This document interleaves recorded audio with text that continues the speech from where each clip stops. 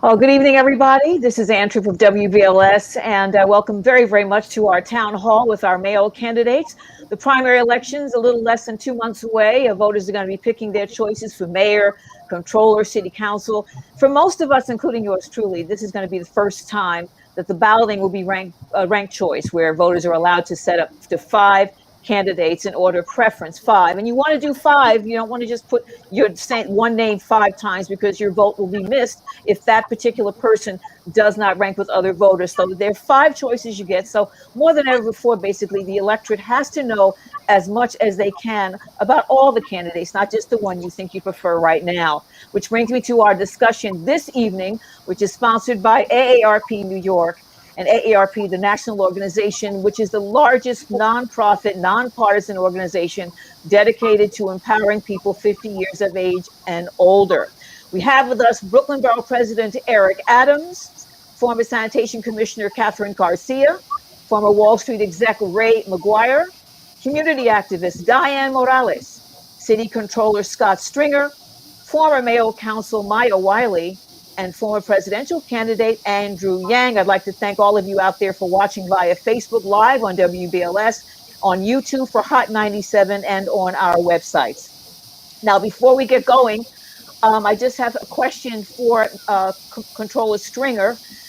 There's a lot going on there. I must ask you to respond, if you can, really quickly to the accusations made by Jean Kim. She says that she worked for you about 20 years ago, and you constantly groped and propositioned her. Your response, please? Well, Ann, thank you for giving me the time and space. Let me say that Believe Women is making sure that all women can come forward and tell their stories without an assumption that they're lying. And I respect that, and I agree with that, even when it isn't convenient for me. For so long, our society has been stacked against women who accuse men of misconduct. And I'm truly grateful that our default is transitioning to believing them instead of undermining them. But the truth cannot be collateral damage. And the truth is, I did not do any of what I've been accused of. And I am confident that any inquiry or scrutiny would prove that unequivocally. We are just a matter of weeks away from the primary, and I hope to earn the support of New Yorkers. I continue to campaign my heart out, including attending forums like tonight, while answering any and all further questions on this matter. Okay, well, let's get on with it. We have a lot of people to talk to and a lot of questions. First question, this pandemic has done what all pandemics have done through the ages. It points out the fissures in the nation's economy and healthcare. How do you intend to get New York City back on its feet without leaving the elderly behind? I'm going in reverse order. Mr. Yang, you're up first. Oh, well, thank you for having us tonight. And the pandemic has displayed for all of us just how far we have to go in terms of the impact on different racial communities and different demographics. And when I walk the streets of New York, the elderly have too often been isolated. Even now, when we're getting the vaccine out to people, often it's not coming to them, but people have to go to the vaccine. And there's still a lot of mistrust of the vaccine among elderly New Yorkers. So we have to do everything in our power to balance this. And one of the things I hear over and over again from elderly New Yorkers is, frankly, concerns about housing, which I imagine we're going to discuss a little bit later tonight. But the inequities that COVID has laid bare are things that we have to move forward on as quickly as possible. We have an historic opportunity.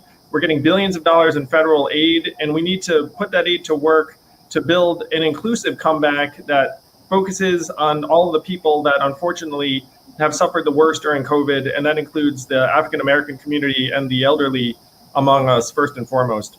Okay, thank you very much. Ms. Wiley? Well, first, let me just say I believe women too. That means I believe Jean Kim, especially when we hear that there was sexual conduct. And the question is, who do you believe? And consent requires both parties, and Jean Kim says she didn't consent. Now, on this very important question, I'm a civil rights lawyer and a racial justice advocate. I've worked for the ACLU, the NAACP Legal Defense and Education Fund, been doing racial justice all my life. And what we know of COVID is that when we have a crisis like COVID, it is always the Black community, the Latino community. They get hit first hard and worst. But when we recover, We don't recover, all of us, in a crisis, even though we recover every time. So when I am mayor, I will create 100,000 new jobs by spending $10 billion in capital construction. I will local target hiring so that our folks that need jobs get them. But when it comes to seniors, part of what we're going to do with that capital construction budget is make sure we're building things we need built and fixing things we need fixed. And that includes more affordable housing because the rent is too damn high and it's the worst for our elderly. And so that includes affordable housing where our elderly can truly afford the rent. Okay, we're going to talk about that later also. Mr. Stringer.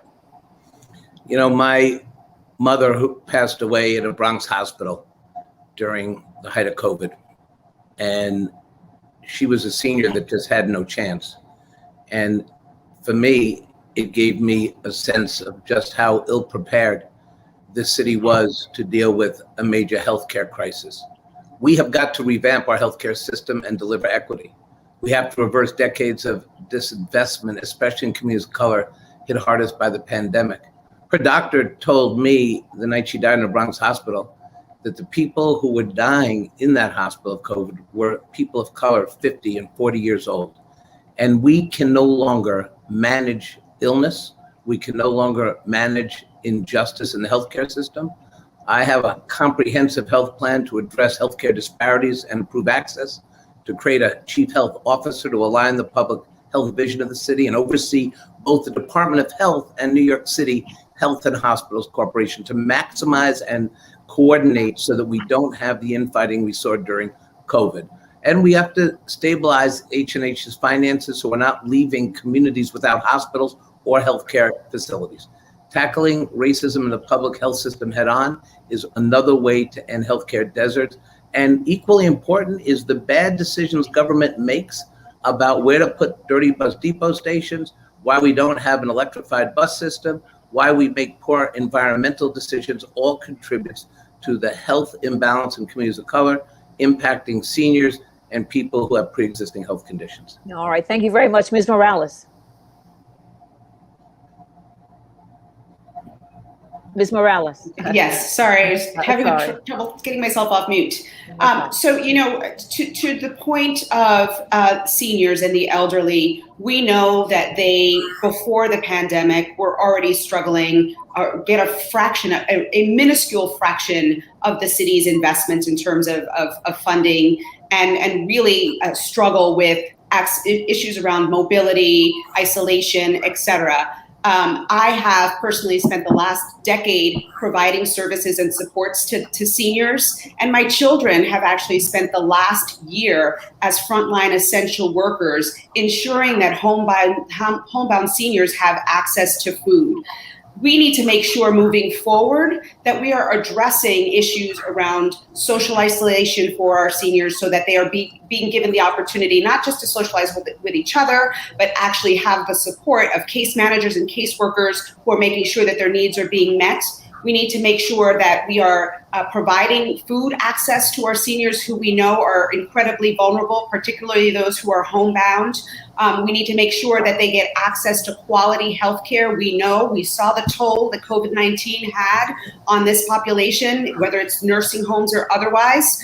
And we also need to make sure that that we focus and prioritize accessibility and mobility for our seniors, whether we're talking about access to Access-a-Ride and expanding that fleet, or whether we're talking about our public transportation system, our sidewalks.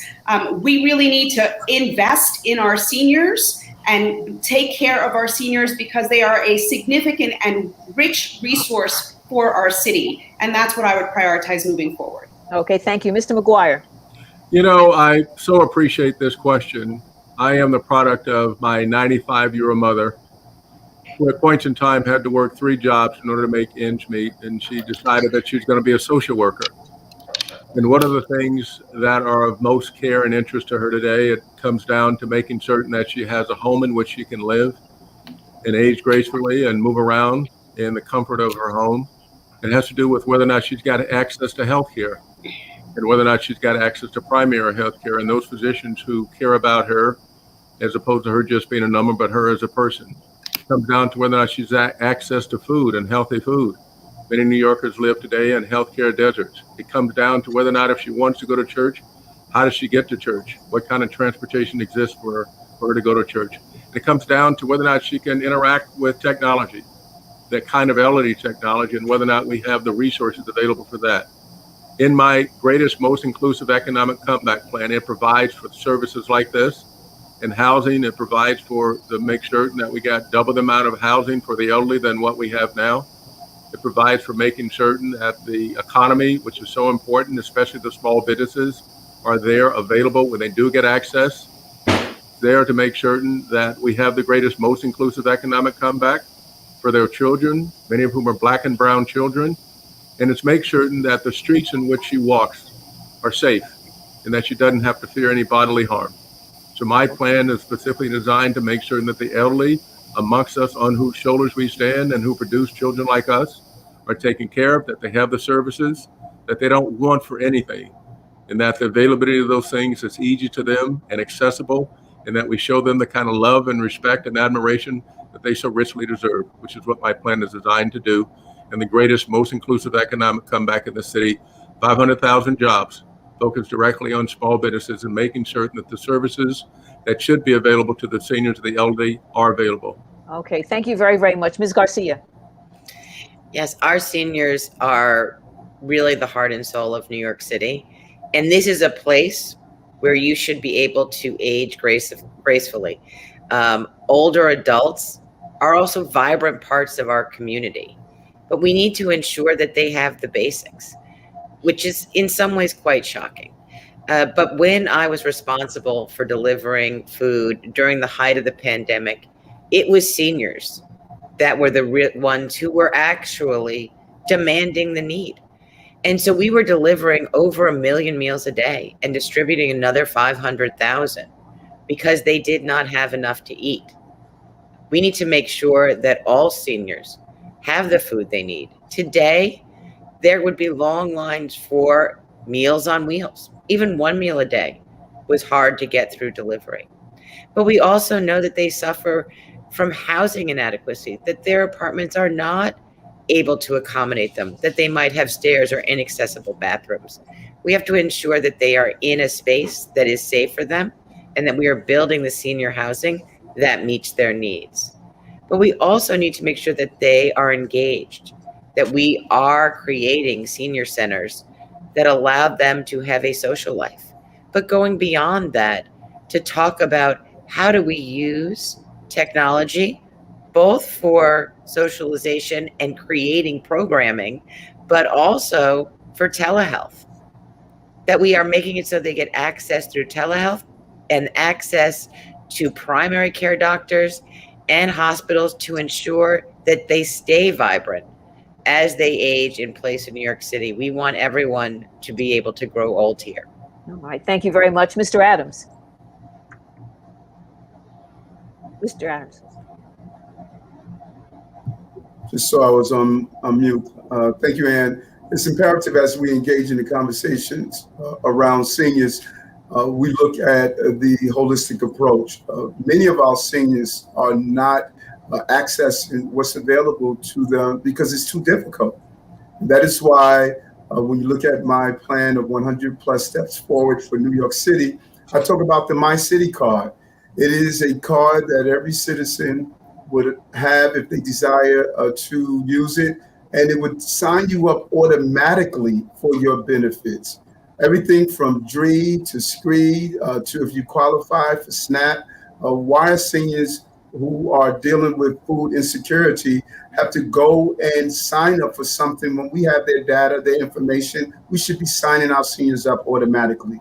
And then my record around this conversation is just extremely impressive to look at. Everything from Cross Brooklyn, everything from leading the charge of telemedicine, getting First Brooklyn Hospital to do so, and finally getting H&H to do so.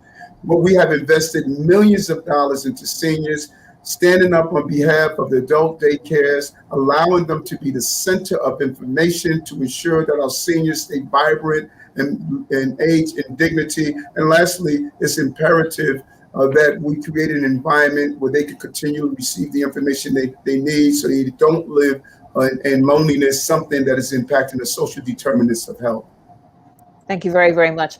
Just going to the budget, everybody, and really, really short answers if we can, so we can get everything in. 20% of New York City's residents are over 65, and you know that that percentage is growing, of course. Yet the city's Department of Aging receives a paltry 0.05% of the budget.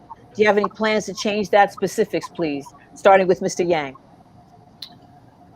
I love numbers, and those numbers are really, really telling that we're underinvesting in trying to help the seniors among us live here in New York City. And I'm so proud to have been endorsed by the head of the City Council's Committee on Aging, Margaret Chin, who's been leading on trying to make sure that seniors have affordable housing, are able to get around our city. Now, unfortunately, there are public safety issues that we need to address. And Margaret has been a leader in helping activate senior centers and recreation centers so that people, frankly, have places to go where they can spend time together. So we need to invest more in our senior community in ways big and small. I can't wait to lead us in that direction. As mayor, my mother is a senior who resembles this, and I think about her day to day. It's such a great place to live, New York City. My mother goes out and enjoys the cultural attractions and the food and the amenities. We have to make sure that, frankly, our seniors are able to live here sustainably because it's becoming all too difficult for far too many of our mothers and the seniors among us. Okay, Ms. Wiley, please.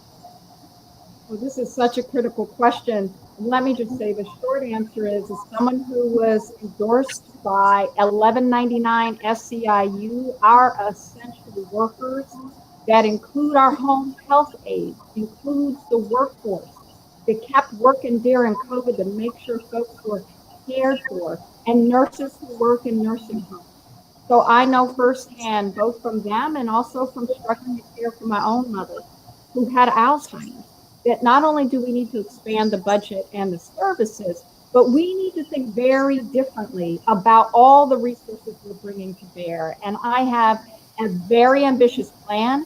It's called Universal Care Economy, because women, particularly women of color, lost so many care jobs. One of the things we have to do is bring good quality union jobs back to that work. I'm going to create universal care centers that are not just drop-off centers for our young folks, for children, because that's critically important and one of the top 3 costs of living in the city. But I am also going to make sure we do 2 other things, that those drop-off centers, number 1, include the elderly, so that not only can you drop off a child for quality care because you have a job interview or because you got to go to a doctor's appointment, but elderly parents also can get the care they need when we can't care for them at home. But the second thing, which is critically important, is to recognize that we need to care for those who care for us and who are struggling to care for families because it's unpaid work. And so I'm going to create $5,000 grants called community care grants, starting with the 100,000 neediest families, to put that money in their pockets so that they can care for their families. And that is going to include folks starting in hard-hit communities, but also folks, whether or not they have documentation, because every resident in this city is our resident. Mr. Stringer. Is aging, and we have a housing stock that is not favorable to seniors.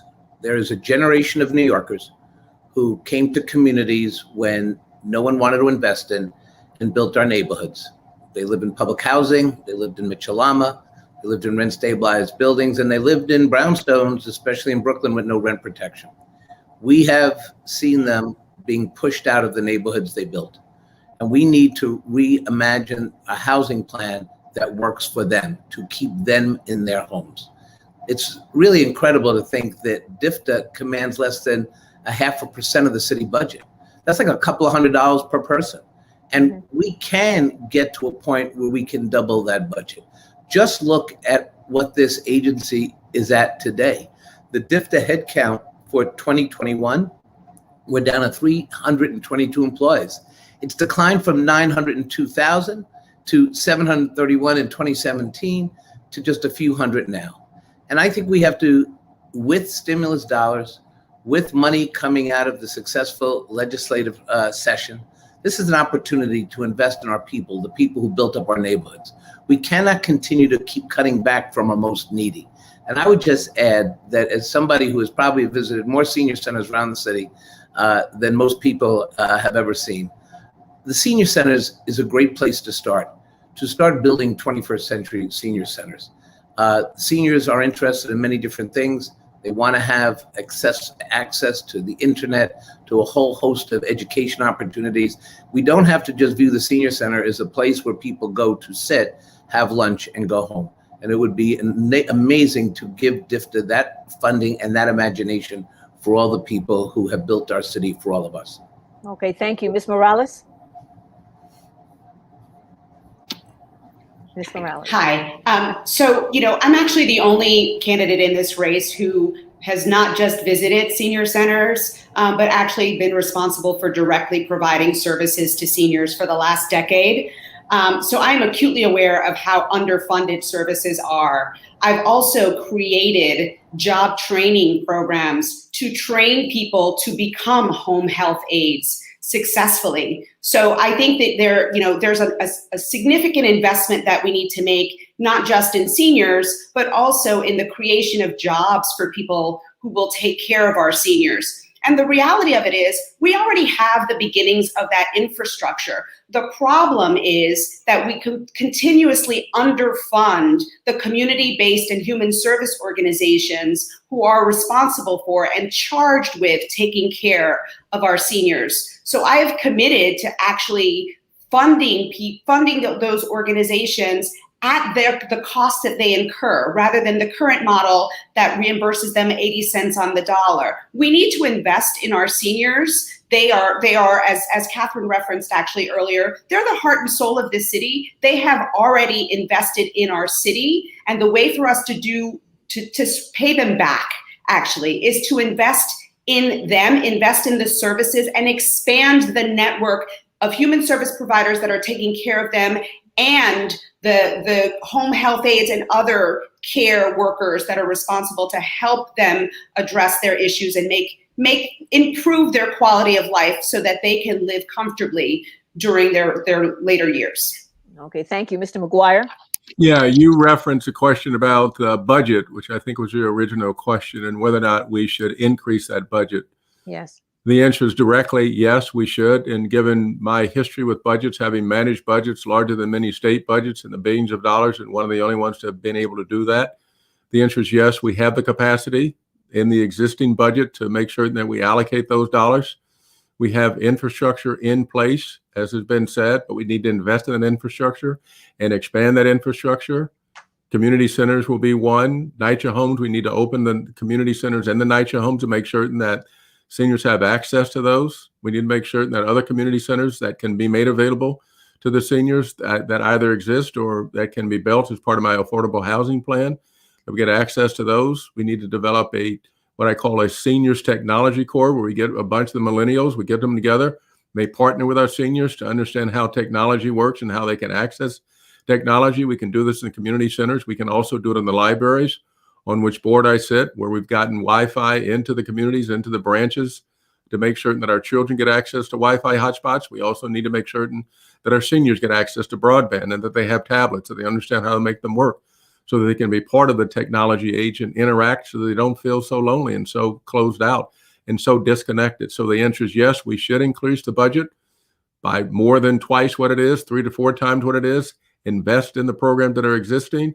invest in that leadership that connects today with our seniors, with our elderly, get the juniors amongst us to interact with the elderly so that we can develop those relationships, and so that our elderly can have the relationships, and make sure that we have the deeply affordable housing in which they can live and have access to the kind of transportation that allows them to get around. So the answer is yes, unequivocally, we should increase the dollars in the budget. We have the capacity and we should invest. Thank you very much. Ms. Garcia? We need to make sure that we are investing in our seniors, but also coordinating beyond just DFTA's budget. There are other services that we need to ensure that they are receiving as seniors that come from other parts of the city's budget, whether or not that is affordable housing or ensuring that every senior has access to SCREE, which will freeze your rent, that we are ensuring that they're automatically enrolled in that, or access to food or access to healthcare, to coordinate this and make that work more for our seniors. But the one thing I'll tell you about senior centers in particular is they're not evenly distributed across the city. There are a lot of them in Manhattan, but you can go up into areas of the Bronx where they just don't even exist. We haven't done a fundamental baseline of what the need is out there, of even where are our older adults? Where do they live now? And are the services where they live? That is the first place we have to start, and ensure that from there, we are adequately investing so that they are leading healthy, safe lives into the future, because they deserve it. Thank you. Mr. Adams. Thank you so much. Yes, the direct answer is yes. I would definitely increase the budget for DFTA, but I agree with Kathryn that it is a holistic approach to how we deal with our seniors. Not only look at our senior centers, but again, our adult daycare centers. And how do we ensure that every agency in this city becomes an age-friendly agency, which it is not right now. It is too complex. It's too difficult to navigate the various agencies, and to ensure that our seniors are aware of what they are entitled to. Because you could have the best plans, but if the seniors are not aware of the services they are entitled to, and ensure those who are seniors where English is a second language, we often forget the challenges that they go through as well. This is a city that is not user-friendly to seniors. It is a city that is really built to be user-friendly to those who can move without any form of physical impairment or visual impairment. We need to make this city a city for all New Yorkers, no matter what is the age of the New Yorker, or what physical or visual impairment they may have. Once you build the city around that concept, DFTA's job would be easy, and every agency in this city will have a real senior-friendly plan to ensure our seniors can live in those golden years in a successful way. Thank you, Mr. Adams. You know, most people 50 and older are actually still in the workplace. I know we're talking about seniors in nursing homes, but a lot of people 50, 60, 70 are still working. And I see someone's hand, and, you know, they have to still, okay, there we go, two hands. They have to deal sometimes with the disrespect of ageism in the workplace. That's even though older employees seem more reliable and more efficient, they're still not given credit. What would you do about the disconnect? In other words, going beyond the obligatory campaign picture in a nursing home, shaking hands with elders in wheelchairs, which, you know, everybody running for office does. I'm talking about people who are 50, 60, 70, who are still in the workplace and still dealing with ageism where they work. Mr. Yang. What a phenomenal question. And I couldn't agree more that 60 is the new 40. There's so many people who have such a wealth of experience. And I think this issue is different in different types of organizations, where I think that many organizations that I've seen benefit tremendously from people who've had more experience. I think that, frankly, the public sector and the nonprofit sector are two areas where experience matters a great deal, where if you're trying to solve some of these problems, you know, it's vital to have someone who's been there and actually resolve some of these situations positively. And the organizations that don't recognize the value of seniors, you know, like having run both, well, I've run a private company, a nonprofit, like different types of organizations. Organizations will do what they find to be in their self-interest. And so what we have to do is do a better job of seeing to it that organizations benefit from the experience that some of our older leaders bring to the table. And then you know, it'll be much more natural, frankly, for them to receive their just due and the proper value. Thank you. Ms. Wiley? and it's actually unlawful to discriminate in the workplace on the basis of age. And that includes hiring, firing, promotion, but also just how you're being treated, whether or not there's something we call a hostile work environment, meaning people just don't treat you right regularly and repeatedly because of your age.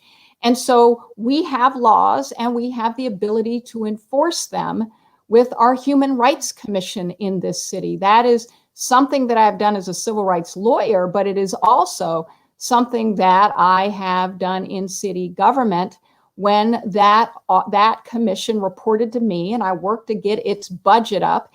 And it does two things. In addition to being able to hear those complaints and issue fines and other kinds of actions as a response to ageism in the workplace, is it does public education.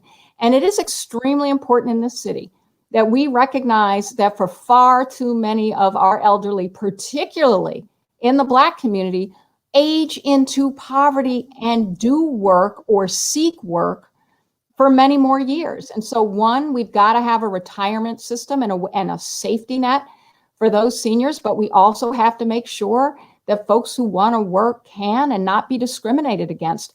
And that means those public education programs as well, and making sure we're tracking and keeping accountable what city government does, which frankly hires over 300,000 people and is also responsible for treating them with dignity on the job. And as mayor, I'm going to bring all those experiences, all those values, and every single thing I have always cared about is justice, and ensure that that is true for our elderly. Thank you very much, Mr. Stringer. You know, as someone who manages the retirement security of 350,000 retirees in the city, and also manages the future retirees of the city, I know that a lot of our seniors are just getting started in life. Some leave government and want very much to continue to work. And there's no reason why we can't create a workforce development programs and work with CBOs to give former city workers the opportunity to continue to give back, to take advantage of their experience. As controller, I manage an office of 788 individuals. Many are seniors who have been in government for way many years. The great thing to see is the way they mentor the next generation of workers in our office. But I do think that, yes, we have to make sure there's no age discrimination, but we also have to think about how we can get seniors back into the workforce. We have the green economy that is coming here very quickly. We don't need to send seniors back to school for many years. We can micro-credential tools that they need. We can up their IT literacy. 20% of seniors are below the poverty line. Many of them would love to get back in the workforce. We should prioritize that. Thank you. Ms. Morales? Ms. Morales? Yes. So as mayor, I would put the full weight of my office behind protecting the rights, the workers' rights of seniors in New York City. That includes, pursuing any kind of action necessary under any circumstance where seniors' rights have been violated in the workplace. And it also includes making sure that they have full access to all of the information about their rights in the workplace. For as long as they are interested in working, they should have the right to do so, and they should have the full protection and the full weight of the law behind ensuring that they're able to do so free of any kind of discrimination. Thank you. Mr. McGuire? Yeah, if we look at the facts, which are troubling, a large percentage of New Yorkers, especially those who are seniors, will not have benefits after they've decided to transition out of the workforce, out of the traditional workforce. So we need to do whatever we can to begin today to invest in the seniors longer term, which means that we need to invest in making sure that they save for the future and that we help them save for the future.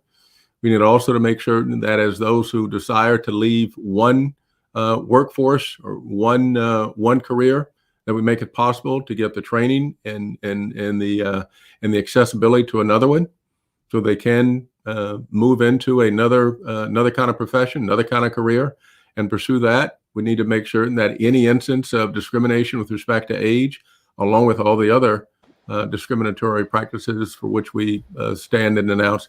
But especially when it comes to our elderly, as you described them, 50s, 60s, who still are quite capable of working, any instance that we see in the public or private spaces, we ought to make sure that we prosecute those instances and hold those institutions accountable and hold those managers accountable, which is what I've done in my job. If ever I saw one of those instances, made certain that those people were reprimanded and many instances dismissed. So we need to make sure that we remain vigilant there. We also need to make certain that as we continue to take care of our seniors, that we do it in a way that allows them their dignity, not specifically designed for that, but they can transition on their terms and not on our terms. And given what I've been able to accomplish in respect of the seniors, we need to do that. I know that we can do that. We need to continue to make the investments. All right, thank you, Ms. Garcia. You've worn a lot of different hats. I've worn a lot of different hats. I've actually had to make sure that people did follow the rules, because there are very, very, very, very clear laws in the city of New York that you are not allowed to discriminate on the basis of age, period. And, older adults are a huge proportion of our population, and they are vibrant. And many of them are working or want to be working, and we have to protect their right to do that. But we also need to celebrate and be leaders who celebrate having people who are over 50. Can't we say that that's young, the young number? That we are celebrating the accomplishments of people who are older adults in the workforce, as am I, and talking about the contributions that they're making, because they are incredibly important to have in any organization, because they have the experience. They've walked the walk. They know where the pitfalls are. They really do help younger employees understand how to engage with the workforce.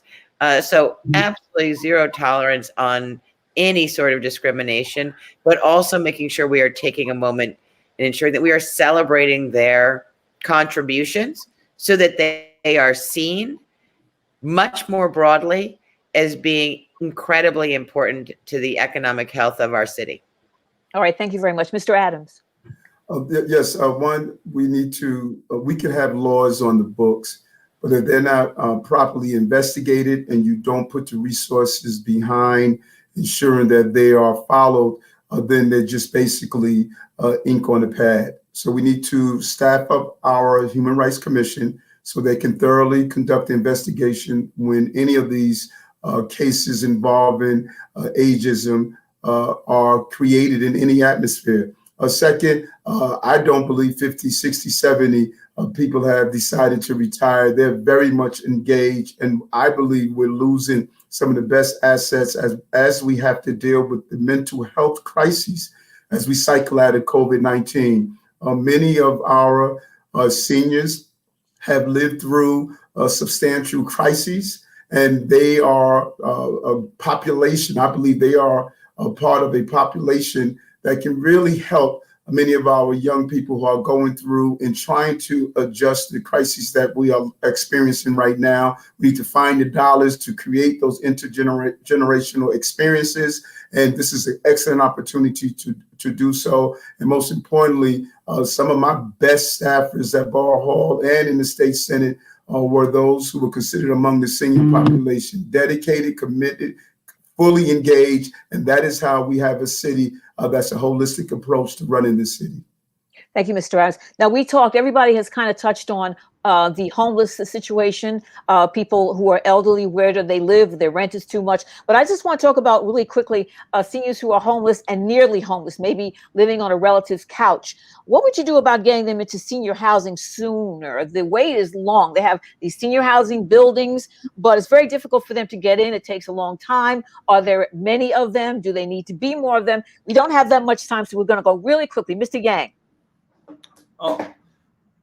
We need to build more senior housing and affordable senior housing as quickly as possible. And for the seniors who are in this position, hopefully we can utilize some of the properties that right now are underutilized, which includes hotels. And I just announced a massive investment in affordable housing that will convert unused hotels and some commercial office spaces into affordable housing, 30,000 units a year over the next 4 or 8 years. But for the folks who are in the situation now, we have to be able to do more to connect them with, frankly, some of the empty buildings and sites that are around our city. We've seen that we've done this, frankly, with some other populations.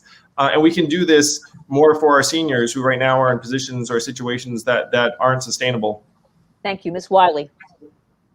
You know, it really is critical that we as a city have more support for the community-based human service providers who already have relationships with so many families and so many people and provide it at the community level in order to identify who those folks are. And city government has the opportunity to be smarter by organizing a single entry point portal for folks who are elderly for a range of services. You know, in my campaign, and as a leader who's always worked on building policy strategies that work to make a difference in everyone's lives, that one of the things that we did as a campaign was have a people's assembly specifically on the issue of our seniors and how better to serve them. And we had advocates and experts and residents, folks just having the experience of trying to navigate this city. And the thing that it made very clear is we're simply not being attentive enough to the fact that our services are being provided in a fragmented way.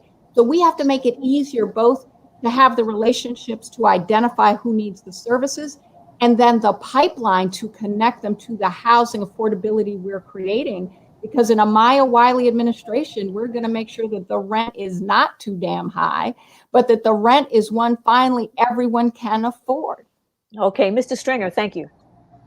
So there is a critical need to simply build housing units for seniors. And the best place to start is to really finish and adopt a proposal by Metro IAF, Pastor Broiley in Brooklyn. Their proposal is to provide 15,000 units of senior housing on NYCHA property, because so many NYCHA residents and future residents are seniors. Let's put the seniors in that position. My housing plan overall will help keep seniors in the homes because we're going to prioritize the preservation of housing. And as mayor, I do think it's critical that we got to clear the roadblocks that prevent homeowners from utilizing accessory dwelling units like basements and garages, because those rental units can make homeownership sustainable, because as you get to a certain age and you reduce your income and you have a small pension, and it is critical that their income is available. And I think we should clear those roadblocks for people to add rental income. Thank you, Mr. Stringer. Ms. Morales. So I have already declared that housing is a right, a human right for everyone in New York City, and that I will prioritize actually ensuring that everyone has access to housing that is affordable. That includes our seniors. It includes ensuring that the seniors that are home, that currently have a home, are able to age in place by providing them with the supports that they need in order to continue functioning independently for as long as possible. It also includes ensuring that any new housing, whether it's renovated, converted, or new construction that is created, actually provides for the appropriate number of units for seniors as projected. We know the numbers, we know what our population is in New York City, including the significant increase and investment in supportive housing, again, so that we can ensure that our seniors are having access to the resources, services, and supports that they need so that they can live independently in dignity and continue to be part of the community. Thank you. Mr. McGuire. Yeah, we all are talking about having a housing plan. The situation which you described is a situation that has a sense of urgency, not a sense of urgency, but has real urgency to it. So the thing that we need to do, and I have a housing plan as well, which includes increasing the New York City housing stock by 10%, 350,000 units, including and especially for doubling at least the number of units that we have for the elderly with wraparound services. And there are examples of that which I'm describing that exist already. So we need to do that. We need to build. I know how I can build. I can pay for it, recognizing what it's going to cost and know what it is, what the difference is between an operating budget and a capital budget. So I know how to get that done. immediately what we need to do is to use the existing housing stock, convert some of the hotel spaces, but also convert some of the existing homes for that the small property owners use or have, converting some of the basements, as has been said, and making certain that the available housing units that we have, that we actually fill that available units. And we need to invest in the community-based organizations that are close to this. The other thing that we need to do, which we haven't touched upon, is the amount of technology or fraud that takes place, the advantage that is taking place by others of our elderly. And we need to focus on that and make certain that we have enough enforcement, enough people who understand what's taking place there. The CBOs, the community-based organizations to intervene to see where those instances have taken place. Also, we need to address what's taking place with abuse of the elderly. We need to have systems in place. We need to have sensitivity in place, which means that in addition to building and getting homes for the elderly, we need to make sure that we have the services for the elderly, which many of the community-based organizations can do, and we need to invest there and highlight and prioritize the challenges that the elderly are now incurring, and let's make sure that we address them. But we can't wait for this. This is urgent. The situation that you described is urgent. We need to have urgent intervention. All right, thank you. Ms. Garcia. Thank you. And it's the very specific thing that you're talking about is the homeless elders among us. But let's be really clear. We do not build enough affordable housing at any level. We don't build enough housing at any level.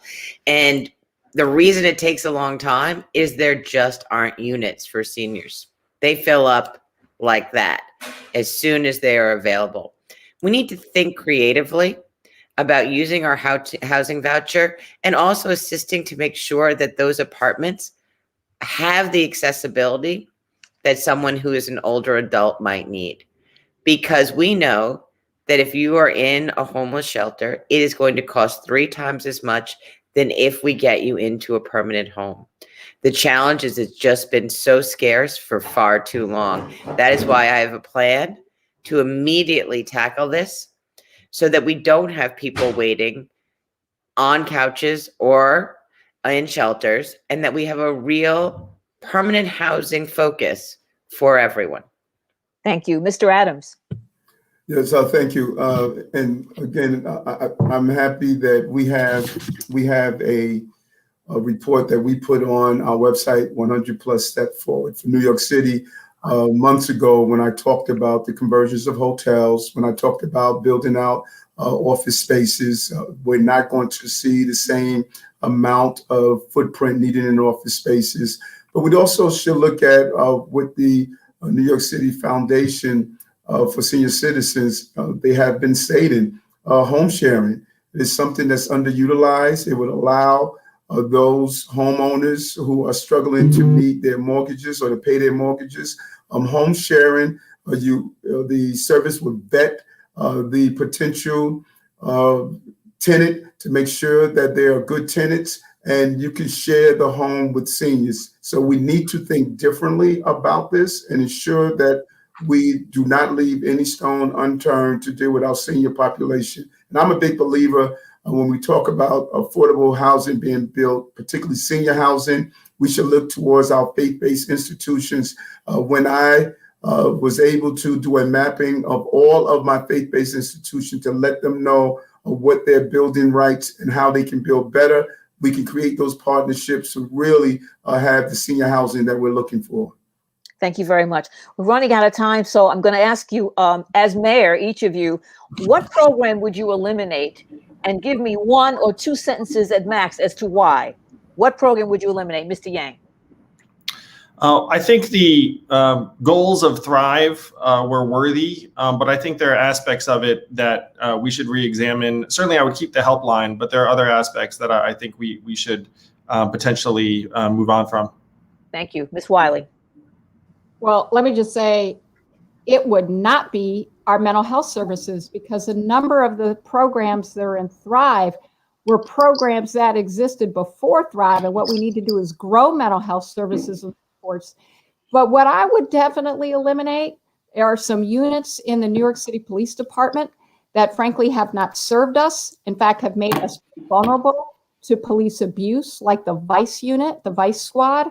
And I am actually going to reallocate $1 billion from the police budget in order to ensure that in our communities, we have gun violence prevention programs that actually ensure that our kids get trauma-informed care, the kinds of things that deal with mental trauma from being in communities with high rates of violence, because that brings violence down and graduation rates up. Okay, sorry, I got to cut you off and just give everybody time. Mr. Stringer? I'm going to associate my remarks with what Andrew said about Thrive. Look, I've looked at that program, and yes, there are good services there, but it's opaque. It's not transparent. We don't see what's working and what's not. And I do think we have an opportunity to reallocate funding there, to also recognize some of the challenges our young people are going to have in the public school system, how we are going to have to set up a mental health system, not just for teenagers committing suicide, but also kids my son's ages, because this is, as they come back, they're going to have issues we have to deal with. Okay, Ms. Morales? So I was the first candidate to call for defunding of the police, and I'm the only candidate to call for doing that by $3 billion. And that includes removing school safety officers from our school system and actually replacing them with supportive services that will actually help our students thrive and be able to learn in schools rather than initiating the school to prison pipeline. So that's what I would do. Thank you. Mr. McGuire? I would invest in mental health. I would restructure Thrive. I would not eliminate it. I would invest in and restructure. Ms. Garcia?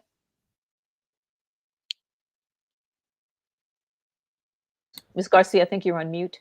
Yes, sorry. Been there. I would remove $130 million from the headquarters at DOE and make sure that was redistributed directly to serve children in the classroom. Thank you. Mr. Adams?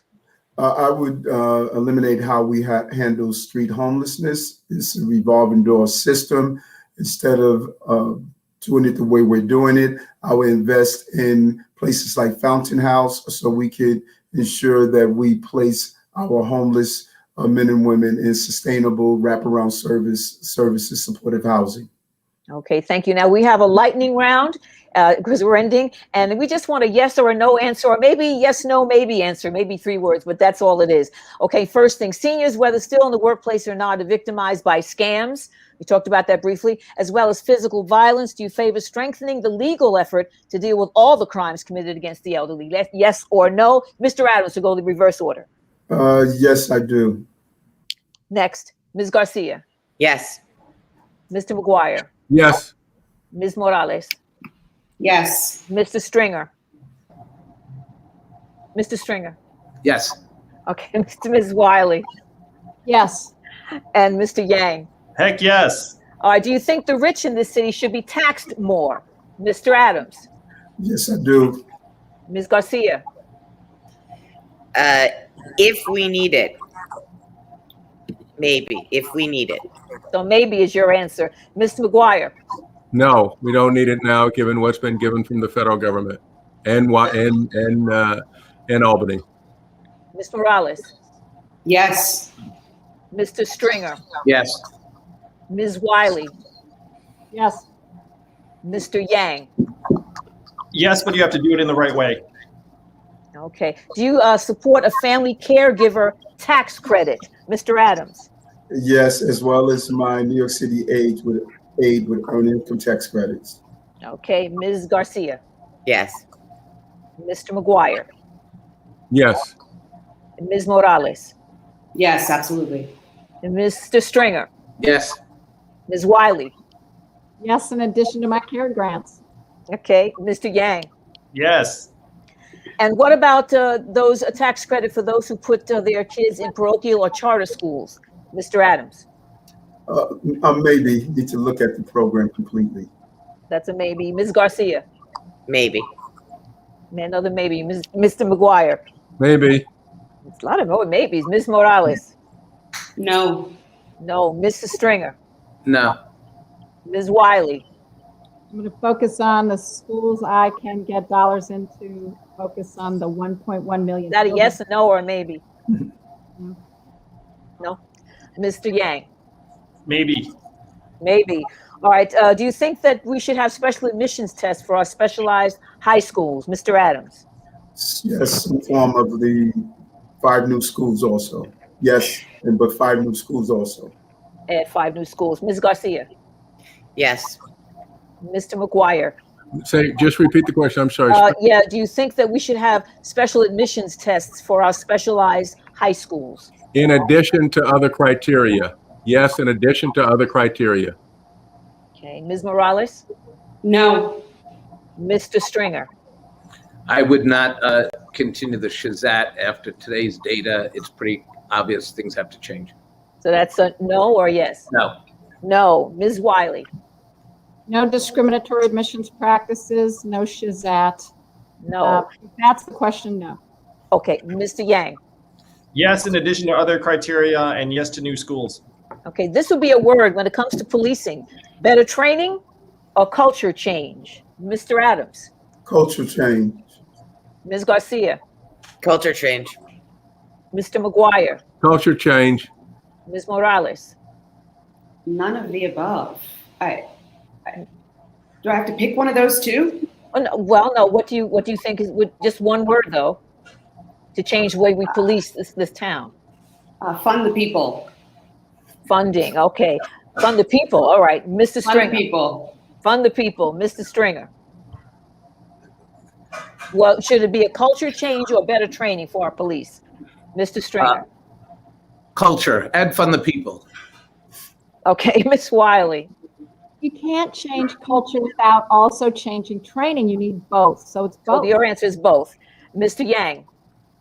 Both. All right. Should we extend the eviction moratorium in this town from May 1st till August 31st? That long. A lot of landlords are screaming about that. Mr. Adams. Yes, as long as we give mortgage relief as well. Okay, Ms. Garcia. Yes, if we do not start allocating the money that the federal government and the state government have given us to relieve tenants of their their burden on rent. Okay, Mr. McGuire. Yes, we should, but make certain that the landlords are also included in whatever moratorium that we extend. Okay, Ms. Morales. Yes, with the appropriate protections for small homeowners. Okay, Mr. Stringer. Yes, but a strategy to make mortgages hold for small landlords. All right, Ms. Wiley. Yes, and I already have the plan at mywileyformayor.com to do just what everyone's talking about. Okay, Mr. Yang. Yes, as long as relief is also directed towards small landlords. Okay, and this is just one final question as in the city, but do you think that the Social Security eligibility age be pushed even higher, like 72, 79? Do you think that should be even higher? Mr. Adams?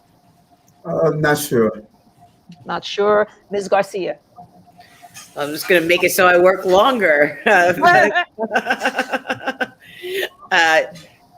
think that 65 is a good age. Mr. McGuire? Maybe. Maybe Ms. Morales? No. No. Mr. Stringer? Today's my birthday. I'm getting very close, so no. No. Happy birthday, Ms. Wiley. No, in fact, all the research for Black folks is we need to make it younger because we die sooner and we get cheated out of our Social Security dollars. Okay, Mr. Yang. Oh, you're right. Mr. Yang. No. Okay, we're coming up. We got like a minute. I just want to thank everybody. I do want to point out that thank you for coming, everyone. You're great. AARP, this is the magazine for this month. George Clooney's on it. It has a lot of stuff on handling your own money, folks. And this one is their bulletin. It's all about fraud, how you can tell when somebody's trying to entrap you, find out your business, and how you can get ready and get out of it if you have been trapped and you are a victim of fraud. I want to thank everybody. Tonight's Candidates Forum, sponsored by AARP New York. And I'd like to thank our guests once more, Eric Adams, Kathryn Garcia, Ray McGuire, Dianne Morales, Scott Stringer, Maya Wiley, and Andrew Yang. Again, thanks for joining us this evening. All praises to AARP New York for their sponsorship. And this is Ann Tripp. Catch me tomorrow morning, if I'm awake, on the Steve Harvey Morning Show. And enjoy, everybody else, the rest of your evening. Thank you very much. Bye, everyone. Bye-bye. I ended up on the